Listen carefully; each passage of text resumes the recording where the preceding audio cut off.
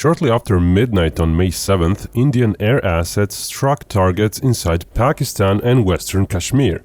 Pakistani fighter jets responded and planes were downed, including Rafales. A week later, it's been confirmed that at least 2 Indian combat jets were downed by Pakistani fire.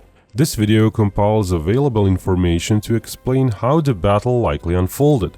Some are calling it the largest air battle in recent history. We will present a plausible sequence of events, analyzing how and why India lost its prized Rafale aircraft to Chinese-made J-10 jets, and why this marks a pivotal moment in air combat history.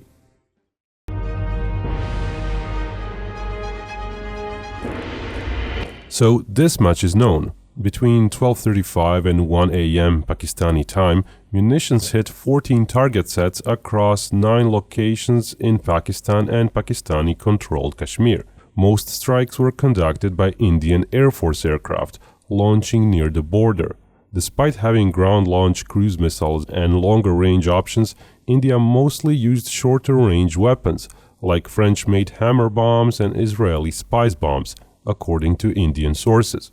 India did employ some Skalp-E cruise missiles from Rafales and a few air-launched Brahmos from Sukhois, but the bulk of the firepower came from cheaper guided bombs.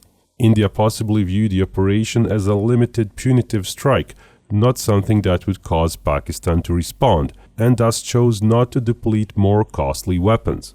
Post-event reports, including a Pakistani military briefing, suggest the entire air operation spanned over an hour. However, this refers to the full engagement window from the moment Pakistan tracked the strike force assembly to the eventual aerial disengagement, not an hour of continuous missile fire. Before any bombs are launched, the strike package must be assembled. This includes bomb or missile-carrying aircraft, fighter escorts, possibly aircraft for suppressing enemy air defenses, and likely AWACS-type planes.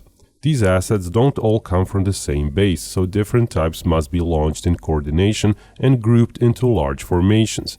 Planes must stay somewhat spaced out, but close enough to protect each other. This coordination spanned a wide geographic area to cover all targets.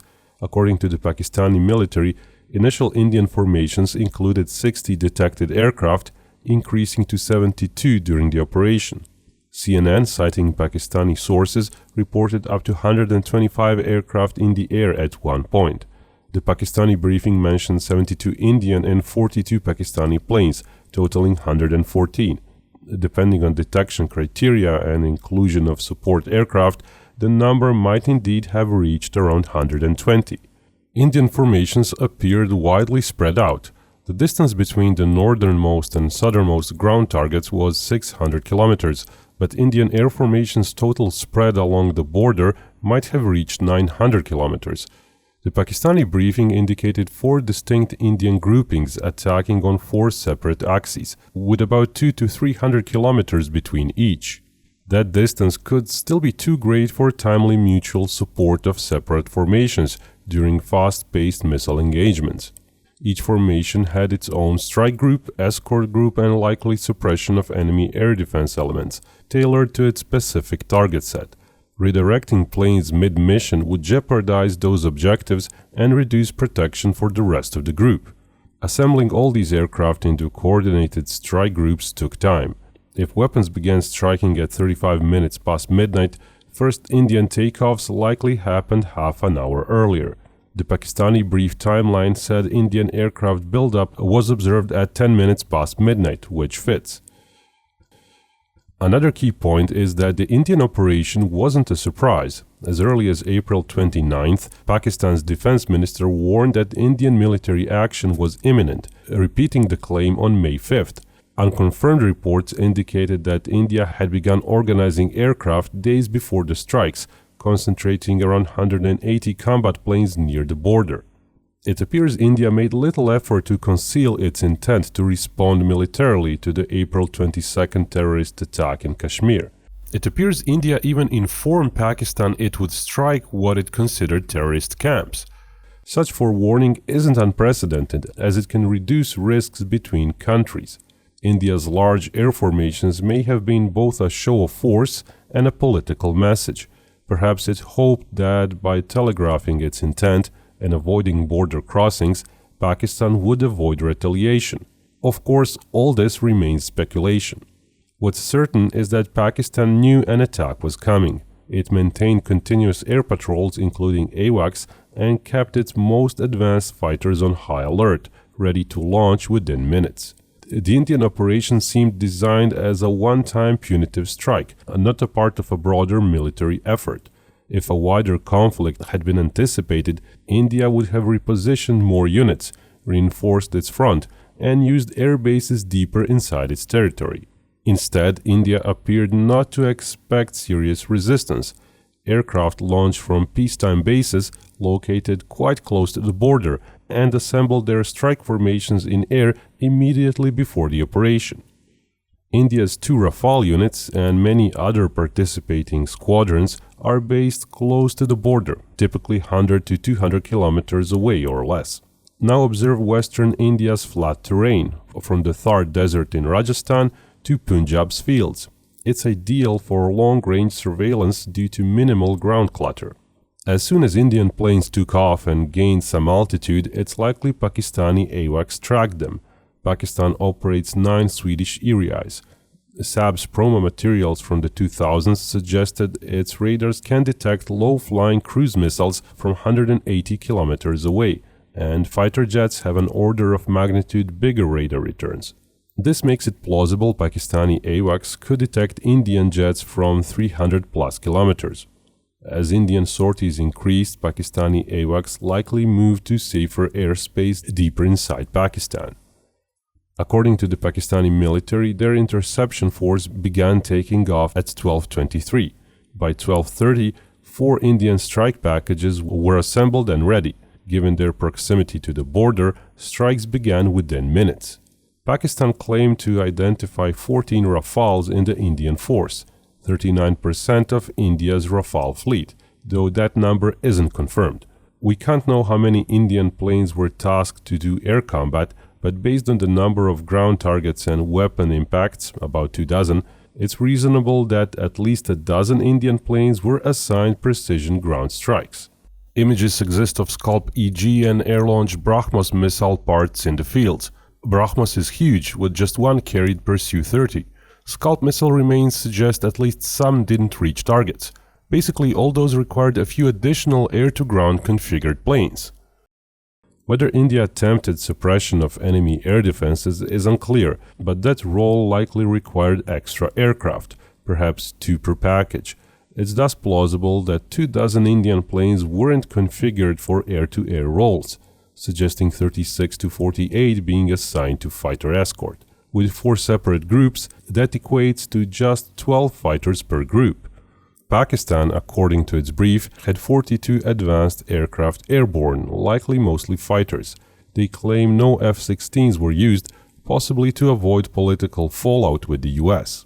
Still, Pakistan fields 20 to 30 J-10CEs, 40 JF-17 Block 3s, and about 130 older JF-17 variants. Of course, entire fleets can't be ready for action, so the composition shown in the table may be plausible. What likely happened is this. Pakistan, though outnumbered, had 15 minutes to reposition its airborne forces. Initially tasked with deterring India, their mission shifted to interception once Indian strikes began. According to the Pakistani military, the goal became to assure enemy kills while denying own losses, suggesting a cautious approach that prioritized crew and aircraft safety, even if that meant fewer Indian planes downed. Pakistan appears to have concentrated its jets near the northern tip of the Indian formations, allocating around 3/4 of its force against half of India's, creating local numerical superiority. Indian jets focused on pre-planned ground attacks were less flexible. India reportedly scrambled an additional dozen fighters, but who knows if those arrived too late to matter. Pakistan famously claimed it downed 5 Indian jets. Their briefing map shows missile hits occurring 13 to 98 kilometers inside Indian territory, though not all claimed hits may have been real. Both countries agreed that no aircraft crossed the border, only missiles and bombs did. Pakistan claims 3 Rafales and 2 Russian-made jets were shot down. Following the battle, local Indian authorities reported 3 separate aircraft crashes, initially attributed to accidents. While one crash might be plausible in such a high-tempo operation, 3 seem less coincidental. French and US sources added weight to Pakistani claims. A French intelligence officer told CNN one Rafale was confirmed lost, with more under review. US officials told Reuters that at least 2 Indian aircraft were downed, so 2 to 3 losses for India seem credible as a low estimate.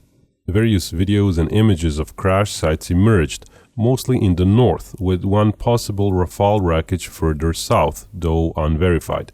But most can't be tied to a precise plane type.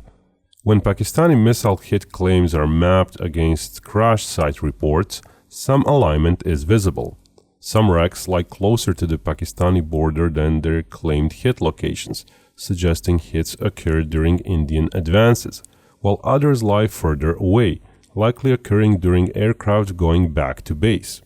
This fits known mission profiles. Rafales were used to launch Scalp missiles and Hammer bombs, so some likely turned back after releasing payloads. Escorted ground strike aircraft would logically retreat quickly, with forward escorts lingering around possibly a bit longer. In terms of distances, most claimed hits fall within feasible engagement ranges. The northern MiG-29 and Su-30 claimed losses appear plausible, especially if the Su-30 was advancing. A Rafale allegedly hit 100 kilometers past the borders seems dubious though, and no wreckage visuals support it. However, another Rafale reportedly downed while advancing to the south seems credible. The southernmost Rafale hit is marginally feasible, but all those apply only if Pakistani jets fired missiles very close to the border, which likely wasn't the case. That would have been too risky. A plane moving away from a fired missile, especially at speeds like Mach 1.8, is much harder to hit. Air-to-air missiles rapidly accelerate after launch, but burn through their fuel in seconds. The PL-15 missile used by Pakistani J-10s may have a double-pulse rocket motor. It initially accelerates, coasts to apogee, then reignites for a second pulse before gliding and decelerating. In contrast, the older AMRAAM C-5, sort of comparable to most Indian missiles, has a single pulse motor. It slows to Mach 2 around 40 kilometers from launch, under a minute into flight. The C-5 is some 15 years older than the PL-15 and visibly smaller. Also, with advances in electronics miniaturization freeing up space for fuel, the PL-15 may carry up to 70% more propellant than the C-5. Many other factors influence performance: drag, flight path, and the mentioned twin-pulse propulsion. The export version PL-15 is advertised with a 145-kilometer range. Typically, that would be against an oncoming subsonic target. Exact interception speeds aren't known, but assuming the missile is still traveling at Mach 1 at that distance suggests it might retain Mach 1.25 at about 110 kilometers into flight at interception point. That could be just enough to hit a poorly alert advancing target. The key question is whether Indian planes were unaware of the incoming threat. There is no definitive information, only rumors. One claim is that Indian Rafales lack the ability to share data-linked battlefield maps with other Indian aircraft, including AWACS. Limited comms could have hindered their situational awareness. While Rafales have self-defense suites that alert them to threats, there are scenarios where that might not happen. Indian pilots may not have expected to be targeted. India publicly framed the mission as a strike on terrorist camps, not on Pakistani military, and possibly communicated that to Pakistan.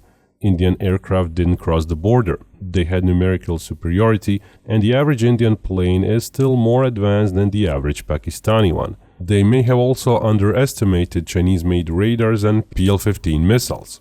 Pakistan likely used its AWACS to provide targeting data. J-10 fighters may have kept their radars off or in less threatening modes. If Indian pilots were briefed to expect minimal resistance, they may not have perceived the threat. Pakistani area AWACS could have told the J-10s where to be and at which moment to fire the missiles. Then the airborne PL-15 missiles could have received mid-course updates, possibly even from AWACS directly. Even if J-10s provided course correction signals to missiles, Indians might have not been alerted. Rafale pilots might only have received alerts in the final 30 kilometers of missile flight, when the missile's radar activates. It's even possible, though unlikely, that Rafale self-defense systems fail to classify the PL-15 radar as hostile, especially since it's a new missile. PL-15's AESA seeker may also have made detection harder. This was its first combat use, and its radar signature may not have been known outside China and Pakistan. If all of this happened, Indian pilots may have had minimal warning. Pakistan's briefing claims they intercepted the Rafale unit leader's radio message wondering why a wingman wasn't responding, possibly unaware an attack had occurred. All this conjecture may also explain why Meteor missiles aren't mentioned anywhere. The Rafale pilots that were on escort missions turned towards the enemy might simply not have had enough warning. For those planes that were hit, assuming some warning, last-ditch evasive maneuvers could still be tried. Some PL-15s clearly missed. Multiple missile wreckages were found in India, but some hit. Rafales are India's most advanced fighters. Older jets like MiG-29s and Su-30s may have struggled even more to detect incoming missiles in time.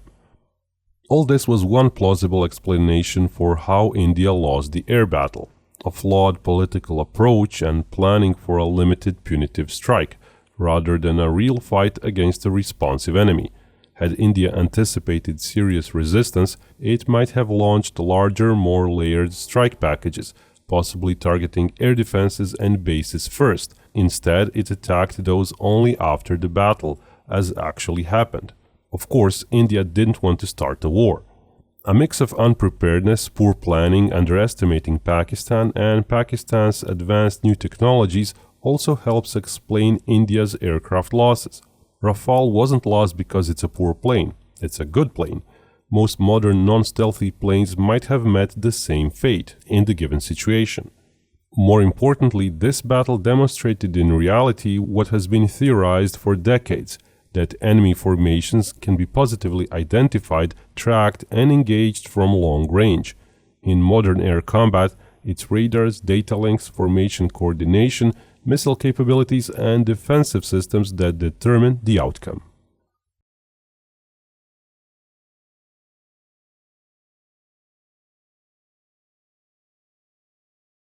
And remember, Binkov may talk about war, but only real peace can bring us all together.